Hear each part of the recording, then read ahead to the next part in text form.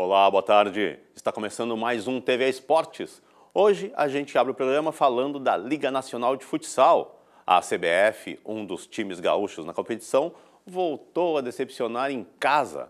A Laranja só empatou com o Joinville e continua marcando passo no campeonato. E a vitória sobre o time catarinense esteve tão perto ontem à noite no Centro Municipal de Eventos em Carlos Barbosa. A Laranja chegou a abrir 3-1 no placar, mas depois não conseguiu segurar a vantagem, acabando por ceder o empate, quando faltavam apenas 35 segundos no cronômetro. No futsal é assim, a gente sabe. Luiz no primeiro tempo, Barbosinha e Alves na etapa final, marcaram para a CBF. Os gols do Joinville saíram dos pés de Pedro Rei, que fez um golaço no período inicial, e de Dieguinho, ambos no segundo tempo. Com mais um resultado frustrante diante da sua torcida, o clube gaúcho não conseguiu avançar na tabela de classificação. Está no 13º lugar com 16 pontos em 11 jogos. A má campanha em casa não tem ajudado. O time treinado por Peri Fuentes já jogou 6 vezes em Carlos Barbosa, mas apenas em uma ocasião conseguiu sair de quadra com os 3 pontos. Nas demais partidas foram 3 empates e 2 derrotas. O próximo compromisso da CBF na Liga Nacional é nesta sexta-feira contra o Dracena, no interior de São Paulo. Nosso destaque agora é o atletismo. 2 atletas gaúchas foram convocadas para a seleção brasileira para disputar competições latino-americanas. Nossa convidada é a sergipana Luísa Monteiro de Almeida, que vai disputar provas de fundo no Pan-Americano Júnior do Paraguai em agosto. Mas antes de começar o papo com a Luísa, vamos conferir o recado de outra atleta da Sojipa, Maria Laura Correia, que está se preparando para o Campeonato Ibero-Americano Sub-18. Meu nome é Maria Laura, eu fui convocada para o Campeonato Ibero-Americano que vai acontecer no Paraguai. Um dos critérios de convocação era estar entre as 6 melhores do ranking ibero-americano e entre as 3 do Campeonato Brasileiro. Eu fiquei em primeiro lugar. Eu tenho uma grande expectativa para essa competição, tenho treinado bastante. É sempre uma grande responsabilidade e uma honra vestir a camiseta da seleção brasileira e espero representar da melhor forma possível. Das pistas de atletismo, vamos até as quadras do circuito gaúcho. Bom, depois vamos para as quadras de atletismo. Agora vamos entrevistar Luísa Monteiro. Luísa, seja bem-vinda ao TV Esportes e, novamente, parabéns pela convocação. Como é que está a preparação para a viagem? Primeiramente, muito obrigada. Eu também estou treinando muito forte e fiquei muito feliz com a convocação. E como é que está o treinamento? Agora tem um treinamento específico para essa disputa? Então, essa convocação acabou sendo uma surpresa muito grande e não era algo que eu estava 100% esperando e dentro do nosso calendário, porque eu ainda sou sub-20 e temos o Brasileiro Sub-20 na primeira semana de setembro, que é o principal objetivo desse ano. E essa competição é sub-23, é o Pan-Americano Júnior, e ela acabou entrando no nosso calendário com uma maravilhosa surpresa e eu fui convocada para competir os 10 mil metros nela. E no brasileiro eu vou competir os 5.000 e os 3.000, ou seja, distâncias mais curtas, que são o brasileiro é o principal objetivo do ano. Então, para essa competição a gente deu pequenos ajustes, porque, querendo ou não, quando a gente corre corridas de longas distâncias, a gente só precisa adaptar algumas coisas se a gente quer correr alguma distância um pouco maior, dependendo da diferença. Então, eu sigo treinando de maneira muito forte, muito focada para ambas as competições.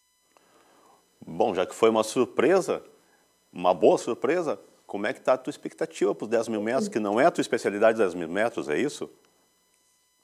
Não, os 10 mil metros eu comecei a correr ele ano passado, que ele só pode ser corrido a partir dos 18 anos, e eu fiz 18 anos ano passado, mas ele já tem se mostrado uma prova que eu consigo me destacar muito bem, porque eu já fui 2 vezes vice-campeã brasileira nos 10 mil metros no Campeonato Brasileiro Sub-23, e ano passado eu competi o Sul-Americano pelo Brasil, pelos 10 mil metros também no Campeonato Sul-Americano Sub-23.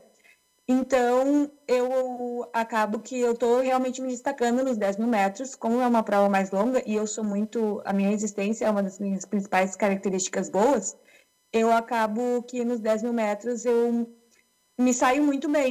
Só que a gente ainda tem um período de adaptação, porque distâncias maiores requerem mais tempo de treino e mais resistência, e isso o corpo ainda precisa se adaptar. Então, eu ainda gosto muito de correr os 5 mil, mas os 10 mil vem se tornando uma prova que eu venho gostando bastante também. Em qual prova tu conseguiu garantir essa convocação, Luísa? Nos 10 mil metros. E há quanto tempo tu tá correndo? Começaste a correr com que idade? Eu comecei a correr de verdade atletismo em janeiro de 2022, quando eu tinha de 15 para 16 anos. Antes disso, eu praticava o futebol. Ah, praticava futebol. E aí, como é que foi essa diferença? Não só a diferença, mas por que a passagem do futebol para a corrida? Então, eu estava na base do Internacional, passei na peneira em fevereiro de 2020. Só que em 2020, por conta da pandemia, entramos em quarentena e a gente acabou voltando só lá por maio de 2021. Então, nesse período, eles tinham apenas um mês para o brasileiro sub-14 de futebol, e daí eles acabaram cortando algumas meninas que tinham sido aceitas naquela primeira peneira de 2020, e eu fui uma delas. Mas eu continuei a treinar muito forte porque eu sempre tive essa disciplina e essa dedicação de querer realmente ser uma atleta profissional. E nessa, eu sempre fui sócia da Sojipa desde pequena, e meu atual treinador, o Yuri Fajado, ele me viu correndo lá, junto com o Gerimar, que é o treinador da Maria Laura, que também é um conhecido meu, e eles me convidaram para participar de um estadual sub-20 lá. Eu tinha 15 anos na época, e daí eu acabei me destacando muito nesse estadual. Eu ganhei os 5 mil e os 3 mil metros, e em janeiro de 2022 eu comecei a treinar de verdade com o Yuri, o atletismo, e desde lá, essa é a minha 6ª convocação para a seleção brasileira, e eu já tenho mais de 10 medalhas nacionais e muito orgulho. Que bom para nós, então, que tu mudou de esporte. E com a tecnologia agora, tu já está conseguindo saber quem são as tuas adversárias, as principais adversárias, fazendo um estudo? Como é que está funcionando para ti isso? Em todas as competições, sejam elas estaduais, nacionais, internacionais, corridas de rua, eu sempre chego sabendo quem são as principais meninas que eu preciso cuidar, e muito o estilo delas, se elas se adaptam à corrida, ficam mais atrás para dar um sprint final, ou se elas já começam mais forte e vão fazendo a prova de maneira progressiva, ou se elas realmente já começam muito, muito forte e tentam segurar o ritmo. Eu já conheço bem as pessoas com quem eu corro sempre.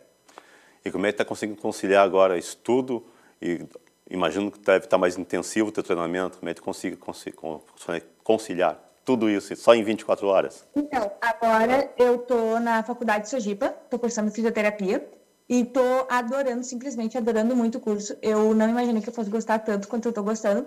E a faculdade ela é realmente muito boa, a qualidade dela é muito boa e eles apoiam muito. Então, eu tenho o que eles chamam de atestado de atleta, quando eu preciso viajar ou algo do tipo, eu apresento para eles e eu consigo recuperar tudo que eu perdi de maneira bem tranquila. Como eu tenho bastante disciplina e eu gosto do que eu estou estudando, fica fácil, mesmo em viagens ou alguma coisa, eu consigo estudar e recuperar as matérias. Então, eu quero bastante responsabilidade, mas não é nada impossível e nada que me sobrecarregue demais.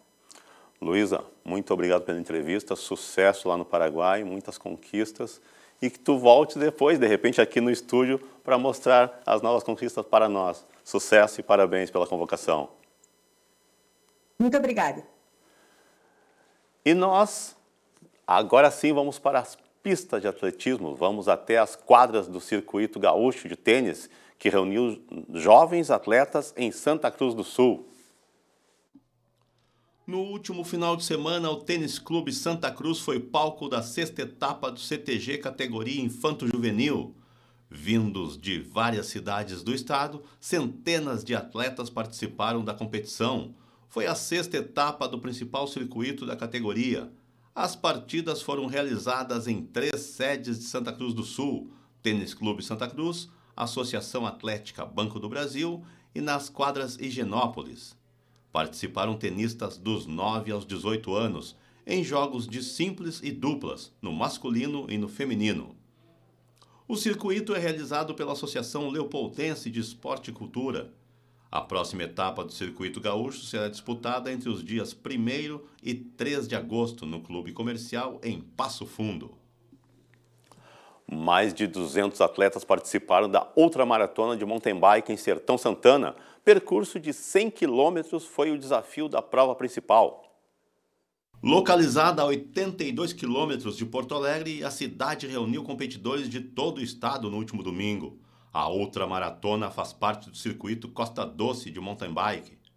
Com percursos de 100, 35 e 20 quilômetros, a competição foi um forte desafio para os participantes, com trajetos exigentes e belas paisagens. A prova principal, na categoria Pro, além da distância dos 100 quilômetros, teve uma altimetria acumulada de 2.200 metros, exigindo o máximo preparo físico e psicológico dos atletas. Já a modalidade Sport teve 35 quilômetros e 490 metros de altimetria, enquanto o cicloturismo percorreu 20 quilômetros com 230 metros de altimetria, percurso considerado ideal para iniciantes e entusiastas do pedal. O grande vencedor da categoria principal foi Wagner Garcia de Tapes, que fez os 100 quilômetros no tempo de 3 horas e 25 minutos. Leonardo Longo, de Bento Gonçalves, foi o segundo colocado e Rafael Dalcin, de Carlos Barbosa, completou o pódio. E agora vamos falar de futebol feminino, porque os times gaúchos conheceram ontem as adversárias na terceira fase da Copa do Brasil. Grêmio, Internacional, Juventude e Brasil de Farroupilha são os representantes do Rio Grande do Sul na competição, que este ano voltou a integrar o calendário do futebol feminino, após uma pausa de 9 anos. Mosqueteiras, Coloradas e Jaconeiras vão fazer a sua estreia no torneio, enquanto as rubro-verdes passaram com sucesso pelas 2 fases anteriores. Com a presença dos 16 clubes da Série A1, o sorteio realizado pela CBF foi um pouco mais generoso para as gurias do Internacional e do Juventude, que vão ter a vantagem de jogar em casa. As alvirrubras pegam o Instituto 3B da Amazônia, um dos times rebaixados no último Brasileirão. Já as alviverdes recebem o Fortaleza da Série A2. Sem a mesma sorte no sorteio, Grêmio e Brasil terão que fazer as malas rumo a outras paragens.